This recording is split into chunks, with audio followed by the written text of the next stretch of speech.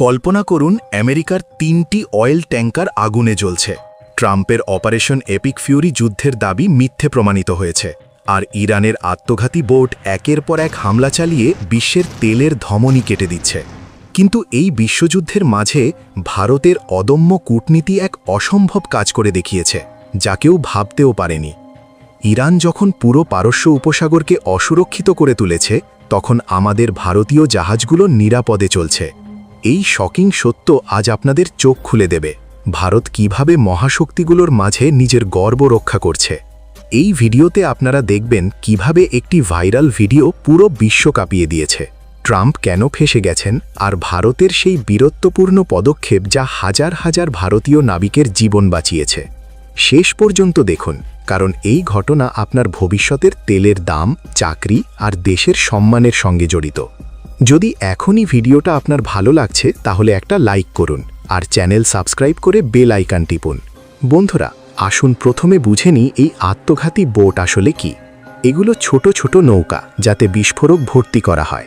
ইরানের রেভলিউশনারি গার্ডের লোকেরা এগুলো চালায়, সোজা শত্রুর জাহাজে ধাক্কা মেরে উড়িয়ে দেয়, ঠিক যেন আত্মঘাতী বোমা, কিন্তু জলে। অতীতে ইয়েমেনের হুথি বিদ্রোহীরা এই কৌশল ব্যবহার করেছে, কিন্তু এবার ইরান নিজে এত বড় স্কেলে করছে। পারস্য উপসাগরের স্ট্রেট অফ হরমুজ, যেখান দিয়ে বিশ্বের 20% তেল যায়, এখন এই বোটগুলোর ভয়ে থরথর কাঁপছে। একদিকে ট্রাম্প বলছেন যুদ্ধ জিতে গেছি, অন্যদিকে ইরান বলছে তেলের দাম $200 না হওয়া পর্যন্ত থামব না।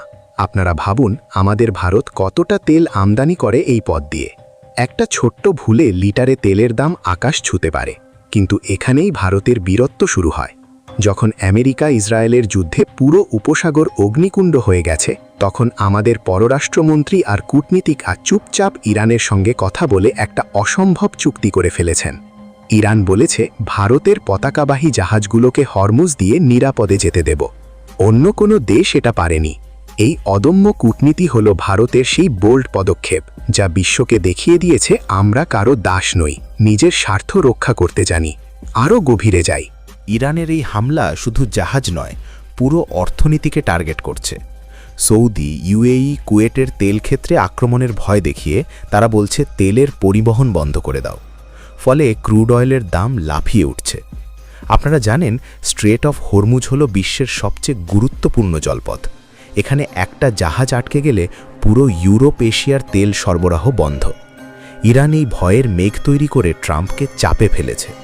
ট্রাম্পের এপিক ফিউরি অপারেশন শুরু হয়েছে ফেব্রুয়ারির শেষে, কিন্তু 13 দিন পরেও ইরানের সরকার টিকে আছে, নতুন লিডার এসেছে আর প্রতিশোধ নিচ্ছে।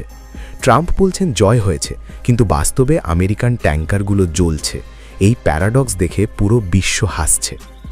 এদিকে ভারতের নাবিকরা কত সাহসী। তারা শুধু তেল বয়ে নিয়ে যায় না, দেশের অর্থনীতির রক্তবাহী।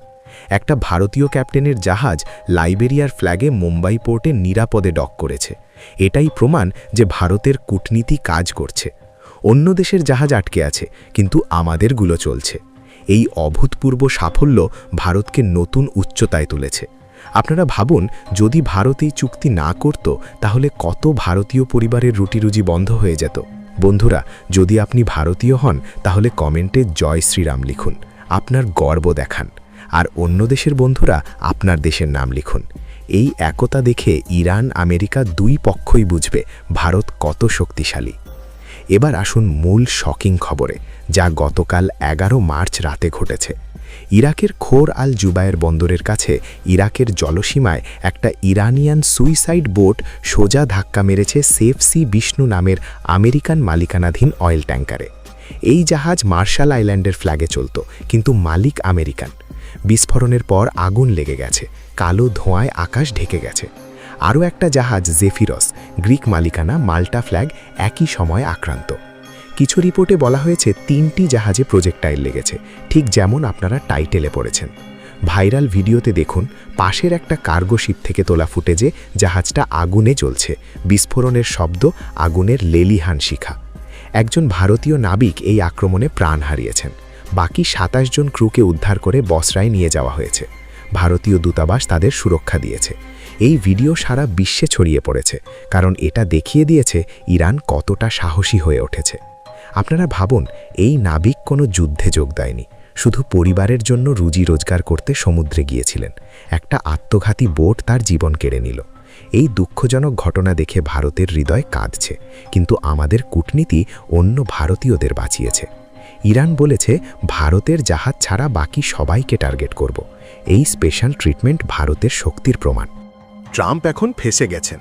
তিনি বলছেন এপিক ফিউরি সফল, কিন্তু ইরানের প্রতিশোধ চলছে। তেলের দাম বাড়ছে, স্টক মার্কেট কাঁপছে। ইরান বলছে আমাদের রাইটস স্বীকার করো, ক্ষতিপূরণ দাও, নয়তো থামব না।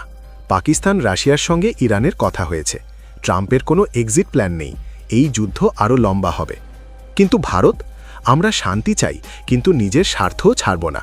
আমাদের নাবিকরা বীর, আমাদের কূটনীতি অদম্য। এই ঘটনা দেখিয়ে দিয়েছে ভারত এখন বিশ্বের গুরুত্বপূর্ণ শক্তি। তেলের দাম বাড়লেও আমাদের জাহাজ চলছে, এটাই আমাদের গর্ব। এবার আরও গভীরে। এই হামলার পর ইরাক তার তেল বন্দর বন্ধ করে দিয়েছে। পুরো গালফ অঞ্চল অসুরক্ষিত। ইরানের রেভলিউশনারি গার্ড বলছে আর্টিফিশিয়াল উপায়ে তেলের দাম কমাতে পারবে না। ট্রাম্পের ভোটারদের জন্য তিনি বলছেন জয় হয়েছে, কিন্তু বাস্তবে আমেরিকান অ্যাসেট জ্বলছে। ভারতের পররাষ্ট্র মন্ত্রণালয় বলেছে বাণিজ্যিক জাহাজকে টার্গেট করা ভুল। আমরা থাই জাহাজের আক্রমণেরও নিন্দা করেছি, কিন্তু আমাদের জন্য ইরানের বিশেষ ছাড়, এটাই ভারতের জয়। বন্ধুরা, এই ঘটনা শুধু খবর নয়, আমাদের জন্য সতর্কবার্তা। তেলের দাম বাড়লে আপনার পকেটে প্রভাব পড়বে, কিন্তু ভারত প্রস্তুত। আমাদের স্ট্র্যাটেজিক রিজার্ভ আছে, কূটনীতি আছে, আর সবচেয়ে বড়, আমাদের জাতীয় গর্ব। বন্ধুরা, এই মুহূর্তে ভারত যা করেছে তা সত্যিই ইতিহাস গড়েছে। যখন দুই মহাশক্তি যুদ্ধে লিপ্ত, তখন আমরা চুপচাপ কূটনীতির জোরে নিজেদের জাহাজ বাঁচিয়েছি। সেফ সি বিষ্ণুর সেই ভারতীয় নাবিকের আত্মত্যাগ আমাদের মনে রাখতে হবে। তিনি শহীদের মতোই, কিন্তু ভারত হাল ছাড়েনি।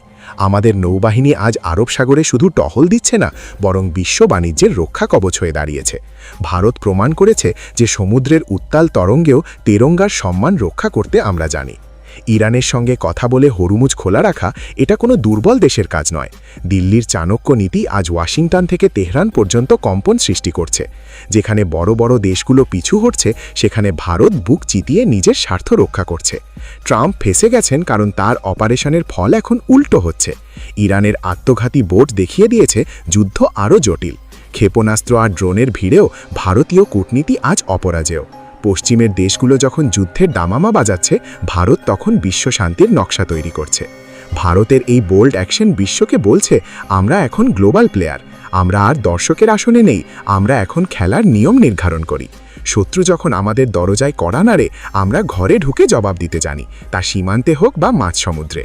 আপনারা গর্ব করুন, ভারত মাতার এই বীর সন্তানরা আজ বিশ্ব মঞ্চে আমাদের মাথা উঁচু করে দিয়েছে। এই নতুন ভারত কারোর সামনে নত হতে শেখেনি, বরং বিশ্বকে পথ দেখাতে শিখেছে। ভবিষ্যতে আরও এমন খবর আসবে, কিন্তু ভারত সবসময় জিতবে।